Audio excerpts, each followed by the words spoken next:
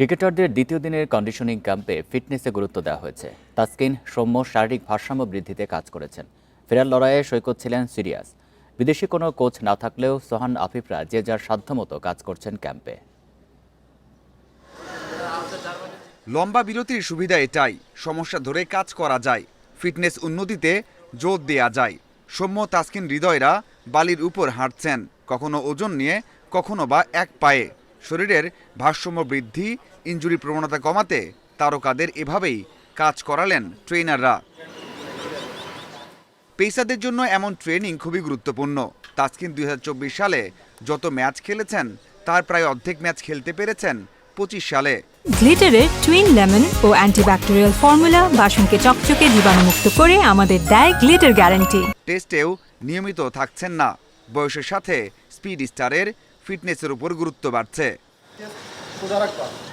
পাকিস্তান সিরিজে একাদশের বাইরে থাকলেও তুমুল আলোচনায় ছিলেন সৌম্য। এক সিরিজে সর্বোচ্চ রান করে পরের সিরিজেই বাদ। মনোবলে চিত ধরেছে নিশ্চিতভাবেই, তবে ফিরে আসার তাগিদ তার মধ্যে প্রবলভাবে। রানিং সেশনের পর রিকভারিতেও সিরিয়াস ছিলেন সৌম্য। সবশেষে সবাই যখন বাড়ি ফিরে গেছেন তখন সৌম্য কোচ সোহেল ইসলামকে নিয়ে ছুটে গেছেন ব্যাটিং অনুশীলনে। বোলিং ব্যাটিংয়ে শক্তি বাড়াতে রানিংয়ের সাথে বল থ্রোয়িং করেছেন সোহান আফিফরা। সবার মাঝে নজর কেড়েছেন সৈকত। সাবেক প্রধান নির্বাচক মিরাজ দলে থাকাকালীন সৈকত সুযোগ পাবেন না এমন মন্তব্য করার পর থেকে দলে সুযোগ হয়নি। সামনের ব্যস্ত সূচিতে তাকে নিয়ে ভাবছে বিসিবি। 2 এপ্রিল পর্যন্ত চলবে ফিটনেস ক্যাম্প।